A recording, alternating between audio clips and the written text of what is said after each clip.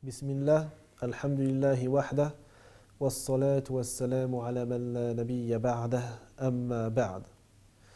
Allah Azza wa Jal a dit dans le noble Coran: وَإِن كُنتُم مَّرْضَىٰ أَوْ عَلَىٰ سَفَرٍ أَوْ جَاءَ أَحَدٌ مِّنكُم مِّنَ الْغَائِطِ أَوْ لَامَسْتُمُ النِّسَاءَ فَلَمْ تَجِدُوا مَاءً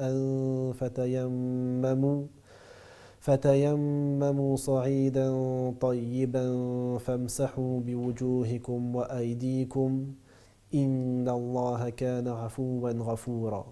Ce qui veut dire, et si vous êtes malade ou en voyage et que l'un d'entre vous revient d'avoir fait ses besoins ou a eu un rapport avec une femme et que vous ne trouvez pas d'eau, c'est-à-dire pour vous purifier, alors dans ce cas-là, faites le tayammum, c'est-à-dire les ablutions sèches.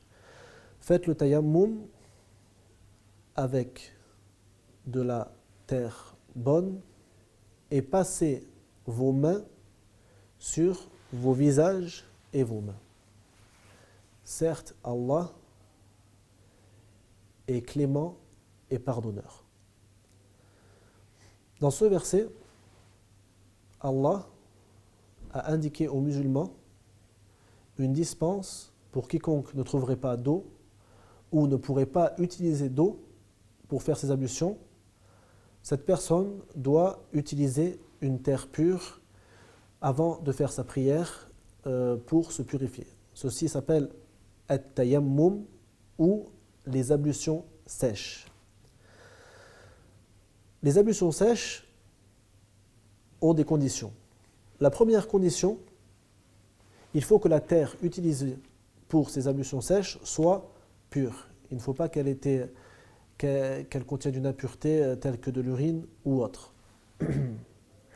La deuxième condition, il faut que la personne ayant fait les ablutions sèches ait une véritable excuse, telle qu'une maladie l'empêchant de faire ses ablutions sèches, ou qu'il soit en voyage et qu'il ne trouve pas d'eau, comme ça peut arriver dans les régions désertiques. La personne est en voyage, il a plusieurs jours de marche à faire pour arriver à un point donné, et il n'a pas assez d'eau pour boire et faire ses ablutions. Dans ce cas-là, il boit cette eau et il ne l'utilise pas pour les ablutions, et à chaque fois qu'il doit faire la prière, il fait seulement at-tayammum et il fait sa prière. La troisième condition, le tayammum doit être fait après que l'heure de la prière soit entrée.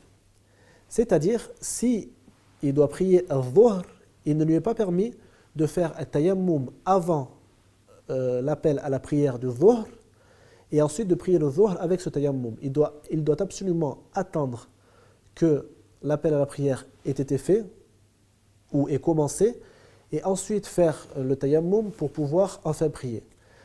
Quant aux prières surérogatoires qu'il y a avec la prière obligatoire, il n'est pas obligé de refaire le tayammum pour chaque prière surérogatoire.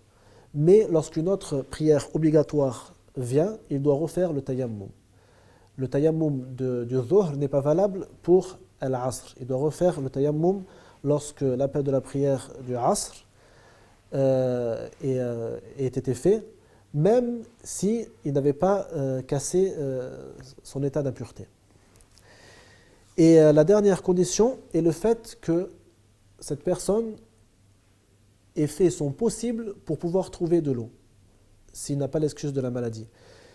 Par exemple, si une personne ne trouve pas d'eau, il doit absolument avoir une quasi-certitude qu'il ne lui est pas aisé de trouver de l'eau proche de lui.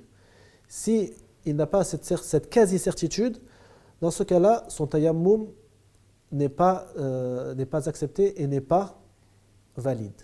Wallahu a'lam.